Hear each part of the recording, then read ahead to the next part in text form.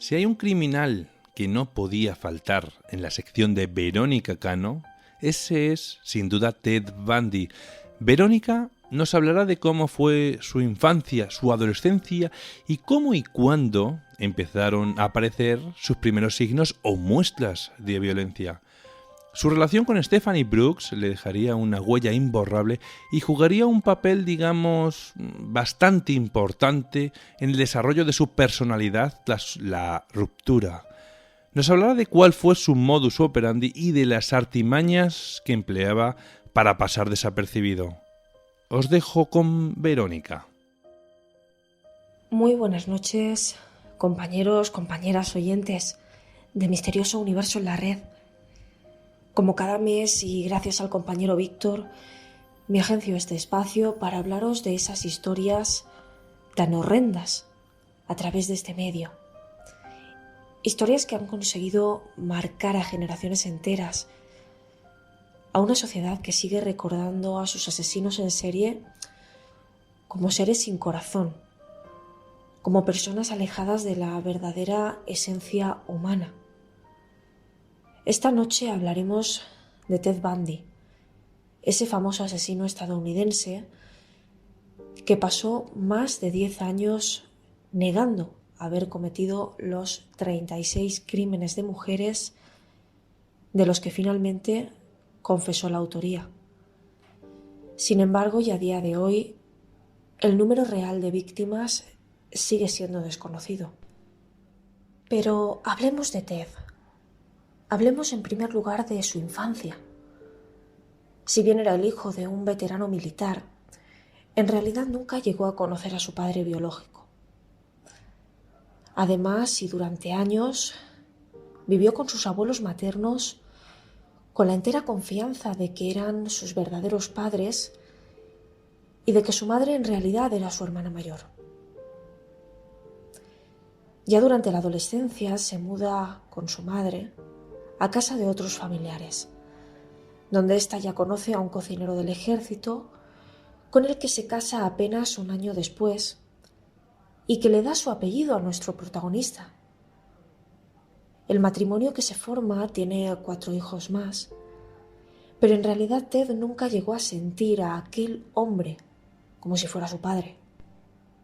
Ya en la universidad se convierte en un estudiante aplicado y consigue licenciarse en psicología, además con unas calificaciones muy brillantes.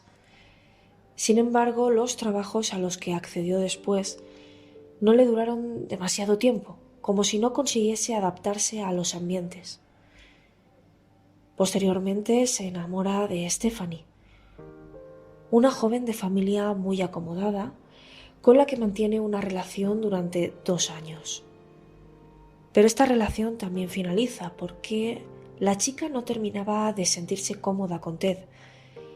Le veía como una persona sin objetivos en la vida, adicto a la pornografía, y tampoco se sentía preparada para dar continuidad a una relación así. No le convencía del todo su personalidad un tanto oscura, ni tampoco su comportamiento, que era un tanto extraño a veces. Ted le parecía una persona perdida, sin rumbo. Era muy guapo, muy atractivo, muy seductor, pero algo le chocaba. Es decir, con ser guapo y atractivo tampoco le parecía suficiente y es totalmente normal. En realidad, Bundy nunca llega a superar esa ruptura y se obsesiona con Stephanie, por lo que continúa enviándole cartas a casa para intentar reconquistarla una y otra vez, eso sí, sin éxito. Actuaba, digamos, como un verdadero acosador, por decirlo de alguna manera. Durante este tiempo también se matricula en Derecho y vuelve a destacar por ser un estudiante brillante, con una imagen excelente ante todos los profesores. También inicia una relación con Meg, una mujer divorciada que ya tenía una hija, y esta relación dura 5 años y la llevó de manera paralela a esos intentos obsesivos de reconquista de su primer amor. Durante varios años, nuestro protagonista se convierte en una persona involucrada, en actividades comunitarias y sobre todo muy querida entre aquellos que le conocían. Obtendría incluso una condecoración por parte de la policía y se relacionó con personajes políticos de relevancia. Sin embargo, su vida da un giro en 1973, cuando se reencuentra con su primer amor. Así que decide retomar su relación con ella a pesar de ya tener pareja, y están juntos durante medio año. Ella vuelve a enamorarse perdidamente, pero Ted la abandona sin darle además ninguna explicación. En cierto modo era como si le hubiese devuelto el daño que ella le había hecho tiempo atrás. De hecho, puede que volver a iniciar esta relación se convirtiera en el detonante de todo cuanto estaba por ocurrir. Es cierto que su carrera criminal comenzó con 27 años, pero antes de empezar a cometer crímenes, perpetró pequeños robos, con los que probablemente rebajaba su nivel de ansiedad y frustración. Ya sería en enero de 1974, cuando golpeó y violó con la pata de una cama a una universitaria de 18 años, que sí sobrevivió, pero con importantes lesiones cerebrales, por lo que nunca pudo reconocerle. La siguiente víctima se la cobraría apenas 27 días después, 27 como su edad. Era una estudiante de psicología de 21 años, a la que tras darle muerte, la abandonó en una montaña cercana. Durante aquel año, desaparecieron numerosas universitarias y madres jóvenes. Todas ellas eran de piel blanca, atractivas, de cabello negro y peinadas con la raya en medio. Todas eran exactamente iguales a su exnovia Stephanie. Empezó atacando de noche, pero pronto comenzó a hacerlo de día, como si no pudiera controlar sus impulsos. Todas ellas tenían un perfil similar y se acercaba a ellas usando varios métodos. O iba cargado de libros, o llevaba el brazo en cabestrillo, o bien tenía problemas para arrancar el coche.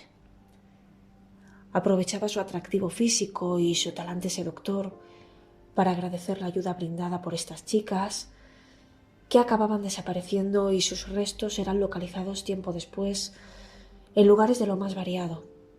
De hecho, actuaba hasta en 7 estados diferentes. Bundy tenía una capacidad excelente para despistar. Cambiaba de aspecto físico de manera habitual. El peinado, la barba, el bigote o incluso la forma de vestir. También se cambiaba de residencia de manera habitual y se matriculaba en Derecho en universidades diferentes. Curiosamente, es arrestado en agosto de 1974. Una mujer lo había identificado como su posible secuestrador. Le condenan entonces a 1 año de prisión, pero consigue fugarse y desaparecer durante varios meses. Durante este tiempo va saltando de un estado a otro, evitando que la policía descubriera su forma de actuar. Pero es cierto que sus ataques eran cada vez más temerarios y más cargados de errores. La ansiedad le estaba jugando malas pasadas. Ya no era tan seductor. Su actuación era cada vez más impulsiva, más descuidada, menos planificada. Y ya ni tan siquiera era capaz de esperar a la noche, por lo que algunas de sus víctimas llegaron a convertirse en sus propios testigos. En noviembre de ese mismo año, Bundy se acercó a una joven en Utah, a la que subió a su coche haciéndose pasar por policía. Cometió varios errores, como sacarle una pistola o intentar esposarla. Se le notaba nervioso, impulsivo, pero sobre todo frustrado. Ella luchó y consiguió apartarlo. Consiguió librarse de que le pusiera las 2 esposas, le golpeó en la cara y consiguió salir corriendo. Buscó a alguien que la ayudara y que la llevara a comisaría, donde contó lo sucedido y además dio una descripción de aquella persona. Sin embargo, aquella noche, Bundy no se quedó sin objetivo. Fue a por otra chica de 17 años que había acudido con sus padres a ver una obra de teatro. Y así siguió hasta 1975. capturando y matando jóvenes de edades y perfiles similares. A través de un retrato robot, una amiga de su todavía novia Meg consiguió identificarle. El parecido era asombroso y se comprobó que muchos de los detalles del caso también coincidían y apuntaban hacia él. Su novia también llamó de manera anónima a la policía, sugiriendo que Ted podría estar involucrado en esas desapariciones y muertes, pues en casa guardaba un cabestrillo, una muleta y algunas cosas más que le llamaban la atención. Por desgracia, los testigos fallaron en la identificación y la investigación siguió un rumbo totalmente diferente al esperado. Casi 9 meses después, ya en agosto de 1975, un guardia de seguridad le da el alto a Bundy mientras merodeaba por una zona residencial. Intentaba identificar el vehículo y durante el registro encontró unas esposas, una piqueta, una media, un pasamontañas, restos de cuerda e incluso trozos de una sábana blanca. Se dio a la fuga, evidentemente, pero fue detenido poco después. Y aquí empieza verdaderamente la investigación en profundidad y la toma de declaraciones, entre ellas la de la joven a la que había intentado esposar sin éxito un año antes. Como era de esperar, Bundy rompió a llorar y negó absolutamente todo. Fue sentenciado entonces a 15 años de cárcel y contaría con la posibilidad de la libertad condicional si se sometía a unos exámenes psicológicos. El resultado de todas aquellas pruebas fue la existencia de un trastorno de personalidad por dependencia de las mujeres y su adicción a la pornografía, pero en realidad nada más. Nada de lesiones cerebrales, ni de adicción a drogas, ni consumo de alcohol, tampoco rastros de psicopatía o de esquizofrenia. Está claro que el resto de su actividad criminal estaba pasando inadvertida, al menos en su mayoría. Durante los preparativos del que iba a ser su segundo juicio, Bundy despide a sus abogados y decide defenderse él mismo. Por este motivo, se le permite visitar la biblioteca para buscar información y demás. Allí decide saltar desde la ventana. Se lesiona un tobillo, pero logra escapar durante varios días y sobrevivir gracias a lo que robaba. Además, estuvo alojado en una especie de cabaña abandonada, por lo que nos hace pensar que lo tenía todo estudiado. Fue arrestado cuando trataba de robar otro vehículo, curiosamente igual al que ya tenía. Pero volvió a escapar, esta vez de prisión.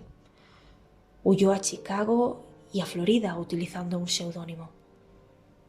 Y podía haber pasado desapercibido, pero su impulso asesino hizo que volviese a las andadas en otro colegio mayor femenino, concretamente en el Chi Omega de la Universidad de Florida. 7 mujeres fueron atacadas y asesinadas en los 6 meses que Bundy estuvo desaparecido. La pesadilla acabó la noche del 14 al 15 de febrero de 1978, cuando un policía mandó parar su coche al percatarse de que conducía de una forma un poco extraña.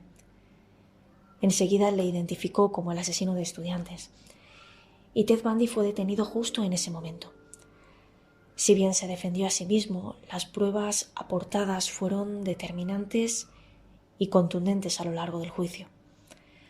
Había fotografías, indicios, testigos y hasta un molde que un odontólogo hizo de los mordiscos de las víctimas y que coincidía perfectamente con su dentadura. Tras varias horas de deliberación, el jurado le encontró culpable de 2 asesinatos, así que el juez sugirió su ejecución en la silla eléctrica. En vistas de lo ocurrido y durante el siguiente juicio, Bundy ya prefirió contratar abogados.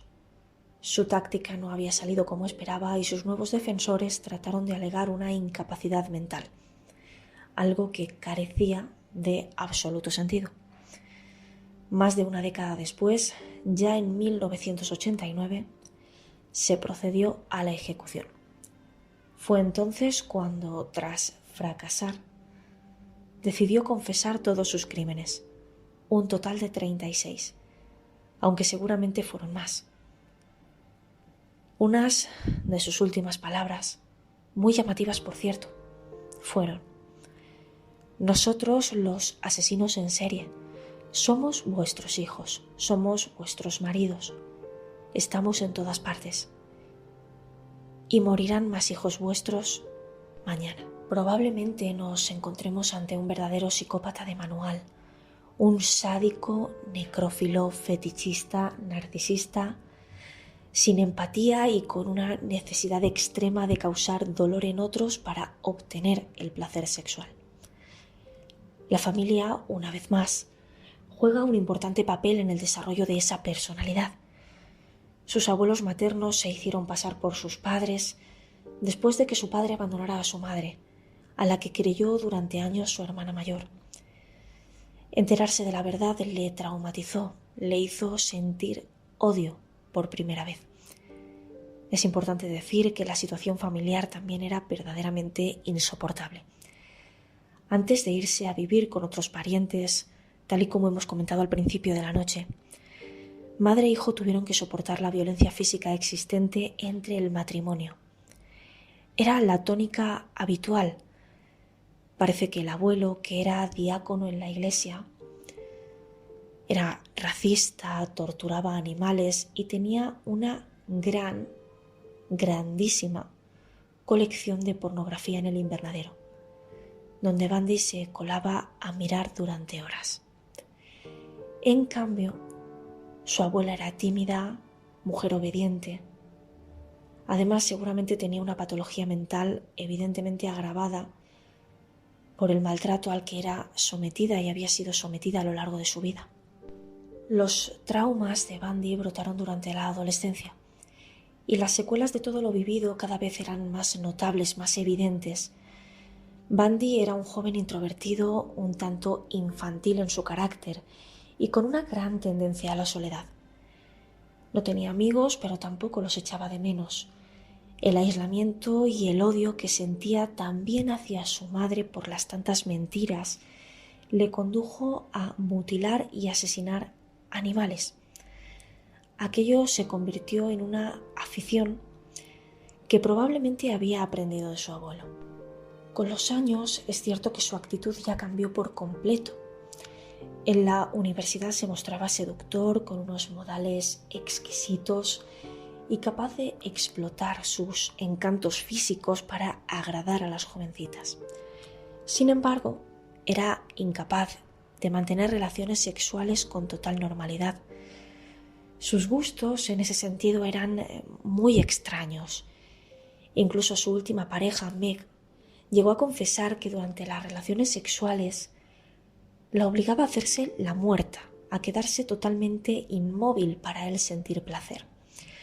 Se observa, por tanto, una clara frustración a todos los niveles, que también se hace patente en el plano sexual. A pesar de que ante los ojos de los demás pudiese parecer una persona de autoestima inquebrantable, todos y cada uno de sus traumas le perseguían a diario, hasta el punto de que se sentía incapaz de controlar la ansiedad derivada de esas cuestiones sin resolver que le acompañaban desde niño. Con el tiempo su ansiedad fue empeorando, más aún cuando sintió la frustración de su primera ruptura amorosa. Esa sensación de abandono que ya tenía creció considerablemente y dio rienda suelta a esos impulsos que venía albergando desde joven. Dicen que todas las víctimas eran la viva imagen de esa exnovia que le abandonó. Seguramente nadie se había percatado de que probablemente también se parecían a su madre, una adolescente cuando dio a luz. También podríamos mencionar un posible trastorno de personalidad límite, especialmente lo que se refiere a ese miedo al abandono al que hacíamos referencia. En definitiva, Bundy se comportaba como un psicópata. Utilizaba un modus operandi muy específico y atentaba contra un perfil de víctima muy concreto. Planificaba sus ataques, aunque la ansiedad comenzó a jugarle malas pasadas. Tanto es así que ella atacaba de manera impulsiva, temeraria, poco premeditada. Pero no lo suficiente, pues consiguió acabar con la vida de 36 jóvenes pasando completamente inadvertido. Y lo más curioso de todo es que nunca perdió la sonrisa, ni mucho menos la esperanza de salir airoso de las situaciones, llegando incluso a intentar defenderse a sí mismo. Esto confirma ya no solo su inteligencia, sino también su narcisismo. Y con esta macabra historia me despido. Amigas, amigos de lo desconocido, Ted Bundy se ha convertido en uno de esos asesinos en serie que todos recuerdan, uno de los más agresivos y peligrosos de la historia estadounidense. Muy buenas y misteriosas noches. Os envío un fuerte abrazo y os vuelvo a dar las gracias por vuestro tiempo. Nos escuchamos de nuevo en un par de semanas, aquí, en Misterioso Universo en la Red.